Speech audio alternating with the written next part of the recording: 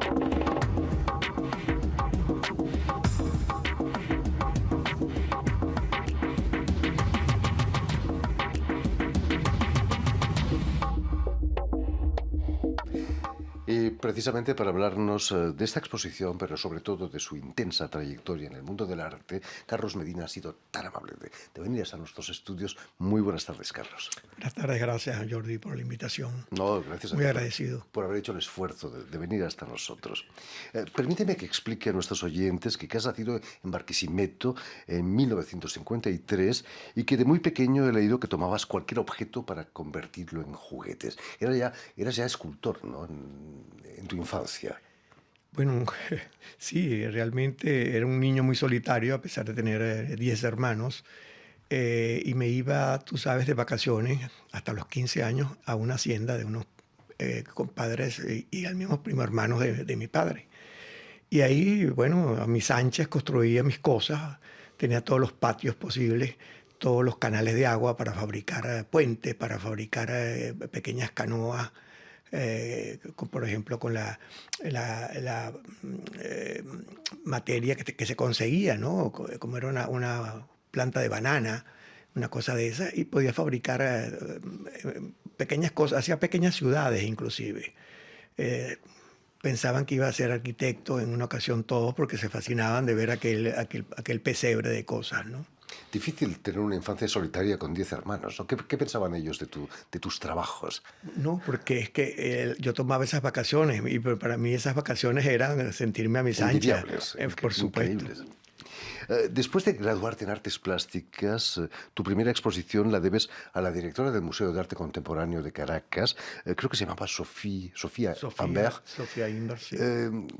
He leído que te hace la exposición porque tenías la escuela llena de tus obras y que no sabían dónde meterlas, ¿no? Y que había que canalizar esa energía creativa. Sí, fue un encuentro maravilloso con Sofía, que fue muy generosa de su parte, pues, en permitirme esa primera exposición en su museo, en el Museo de Arte Contemporáneo de Caracas. Ella fue una invitada por uno de mis maestros a ver los trabajos de sus alumnos y se da cuenta de que toda la escuela estaba llena de mis piezas. Entonces todo el mundo pregunta, ¿y esto de quién es? De fulanito. ¿Y esto de quién es? De fulanito. Llámeme a fulanito, que quiero hablar con él. Esas eran piezas que eran los desechos de Parque Central, planchas de acero, que estaban ahí lanzadas en un espacio. Yo hablaba con la persona que cuidaba eso los domingos, los viernes, para que el domingo él me lanzara por una pared esos desechos. Y de esos desechos hice todo ese trabajo de esos años, ¿no? Fantástico, ¿no? De serie negra. Poco después de licenciarte empiezas a dar clases de escultura, imagino, en escuelas de bellas artes. Y de pronto una beca del gobierno italiano te lleva a Carrara, Italia, la cuna del mármol mundial. Sí. ¿Qué significó para ti ese viaje a Europa? Mira, una maravilla porque, bueno, primero encontrarme con toda esa serie de materiales que habían, con una cantidad de escultores maravillosos, maestros que iban en temporadas colegas míos jóvenes que estábamos en plena efervescencia. Fue para mí un gran acontecimiento, por supuesto. No puedes evitar pensar en Miguel Ángel, en los grandes escultores, en el David, cuando estás ahí en Carrara, ¿no? ¿No da un poco de vértigo Bueno, para sí, un sí, escultor? estar rodeado en el estudio de todo eso, sí, realmente una cosa muy michelangelesca, realmente todo, ¿no? Fíjate que a mí no me decían escultor en ese tiempo, me llamaban arquitecto, porque siempre trabajaba planos, yo venía de los planos y seguí con mis planos, que fue para mí un cambio muy, muy difícil, tener que llevar el mármol a 1 centímetro, te puedes imaginar. Y bueno, mira, fue una experiencia maravillosa, única. Regresé hace poco a Carrara y está el nieto de mi maestro, imagínate tú, que se llama igual que él. Más allá de la técnica, tu estancia ahí en Carrara va a permitirte conocer a otros escultores. Estoy pensando que estaba por allí Henry Moore, ¿no? Sí, lo vi en Langenroe, que era una empresa francesa. Estaba de visita y logré verlo más o menos a una cierta distancia, pero no me le podía acercar, pues, ¿sabes? Un mito. No, sí, una timidez muy, muy grande que tenía en ese momento con respecto a ese gran maestro, ese gran monstruo que era Henry Moore. Pero solamente verlo para mí fue maravilloso. Eh, Me acuerdo que hay una anécdota parece que hubo se hizo una pieza de más. Él tiene un yeso en la mano y el yeso lo lanza al suelo y lo pisa. Pero después que lo pisa se ríe como un niño, ¿no? Y a mí me pareció una cosa tan espectacular, pues, no perder el humor ni molestarse por eso. Después me informaron que había sucedido una cosa de ese género. Increíble, ¿no? Vas a conocer a otros escultores Sí, también ahí allí. estuvo Gonzalo Fonseca, el uruguayo. Estuvo Alicia Penalba, que la conocí bastante bien. Argentina, ¿no? Argentina, sí, muy querida. Carlos Sergio Signori, que fue mi maestro, que habitaba en mi edificio. Gio Pomodoro, el hermano de Arnaldo, que trabaja pues la piedra. Y así tantos otros artistas importantes, en Etienne Smith, los belgas de una generación un poco más abajo. O sea, me tocó realmente una gran experiencia estar con todos estos maestros artistas. Los escritores y también algunos periodistas, como yo, por ejemplo, tenemos una especie de pánico a la página en blanco. Allí en Carrara nos daba el pánico del bloque de mármol en blanco. Sí, primero porque no podía fallar, porque lo perdías.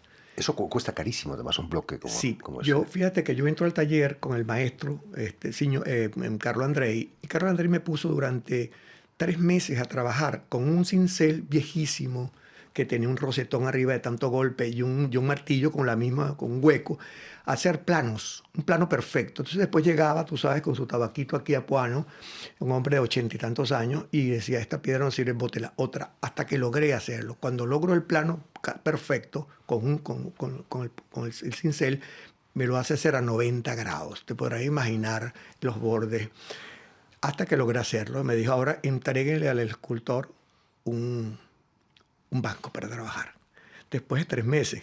No está mal. No está Piedras, mal. cada vez las piedras mucho más difíciles, más duras.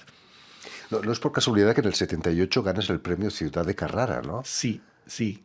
Eso fue una Exactamente. consagración para Sí, ti. sí. Eso fue un premio compartido con otros artistas, inclusive, que se dio ahí en el Comune de Carrara.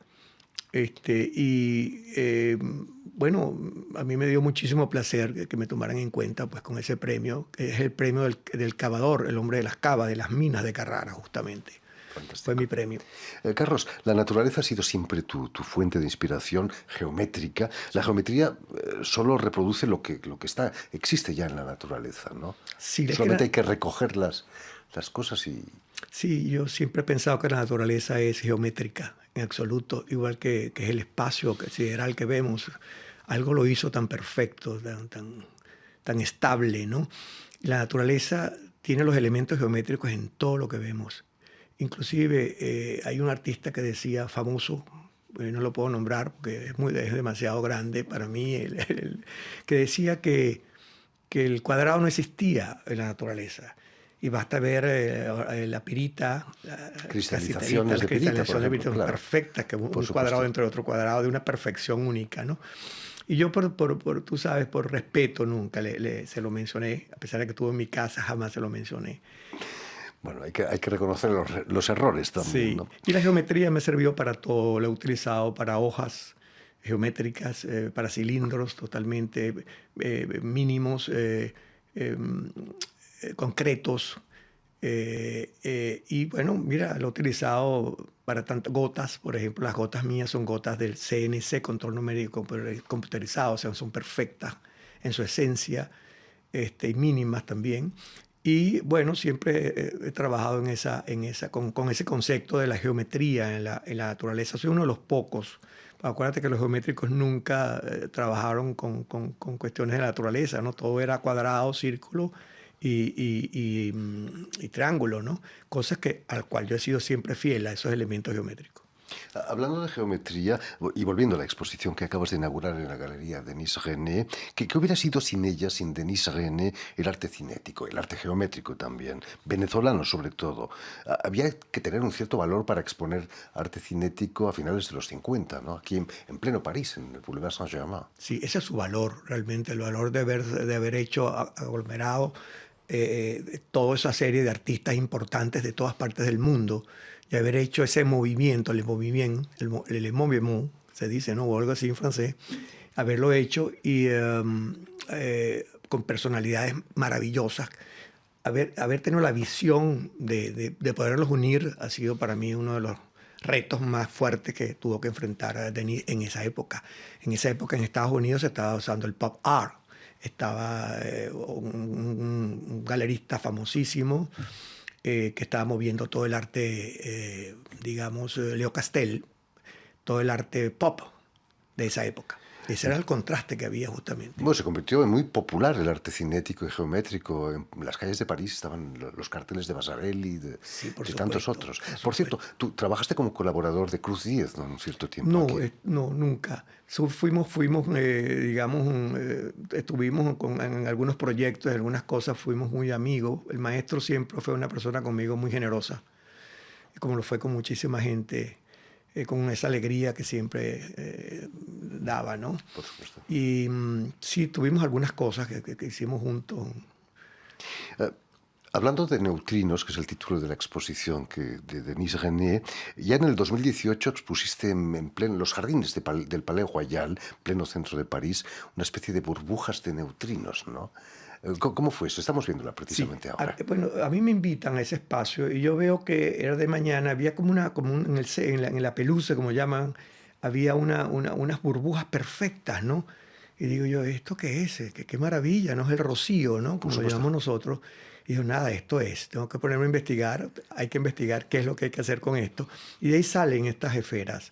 Gracias a la compañía de mi esposa y de Leonor Parra, que me apoyaron en ese proyecto, pudimos localizar las esferas y hacer ese proyecto en el palais, en los jardines El del Palais Palais Royal, Royal. claro. Sí. Y después lo repetí hace poco, creo que el año pasado, si no me equivoco, en Pinta, que me invitaron, una invitación especial que hizo la organización, y pudimos mostrar de nuevo las esferas en ese sitio, ¿no?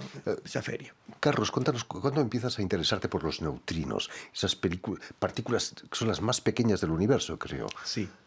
Bueno, yo comencé en los años 70 a trabajar con ese elemento, ¿no? ¿Cuál es mi sorpresa cuando en los años 80 aparece la fotografía, la famosa fotografía? Capturan un Y que neutrino. digo, wow, esto es lo que estoy haciendo desde el inicio de los años 70. Hice una serie de piezas que están ahora en el Museo de Arte de Guadalajara, la Universidad de Guadalajara, que son 14 dibujos hechos con negativos de mi fotógrafo, que tuvo conmigo 40 años, Luis Brito, un maestro de la fotografía venezolana. Están ahí, siempre los presta la universidad para eventos en otros museos, en otros sitios. Y todo eso viene de la geometría. Yo hice unos trabajos que en el libro los verás. Cuando comencé a hacer esos dibujos, yo no conocía a Calder porque era un muchacho, era un estudiante de la escuela, ¿no? Y ahí aparecen esos neutrinos, ¿no? Por primera vez, ¿no? Y aparecen en las piedras, unas piedras de un sector llamado Cumarevo, que trabajó nuestro máximo escultor moderno, Narváez.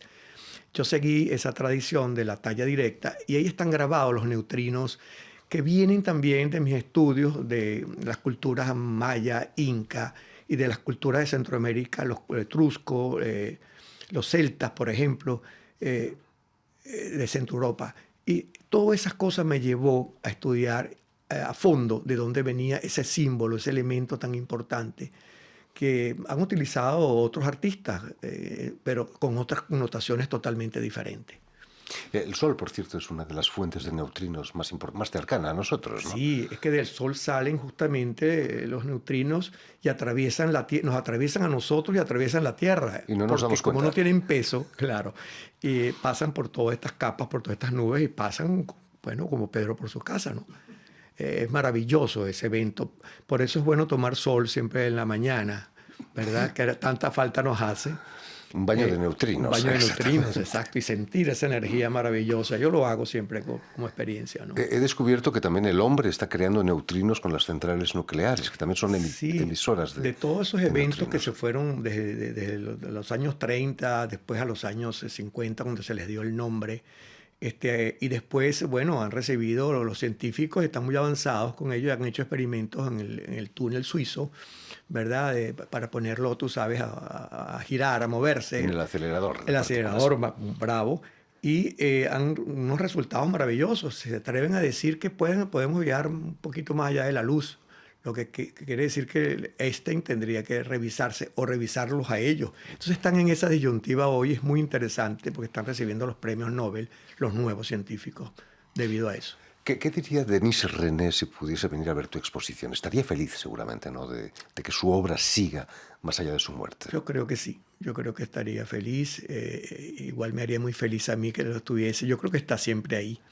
Ella es un motivo para que nosotros sigamos haciendo lo que hay que hacer. En Venezuela no existe un monumento a Denis René porque se lo merecería. Bueno, sí, hay cosas de Denis René, por ejemplo, en el Museo de la Estampa. Ella donó una cantidad de obras gráficas para el Museo Cruz 10 en Caracas. Por supuesto. Y ha sido una personalidad del siglo, del otro y de este prácticamente. Pues sí, su vigencia continúa en el tiempo, ¿no? A través de su galería, a través de Denis Kilian, que maneja, pues, y me ha dado esa oportunidad de exponer esta serie de obras. Y en los últimos años el arte geométrico parece que tiene un nuevo auge, después de haber pasado una cierta crisis en los 90.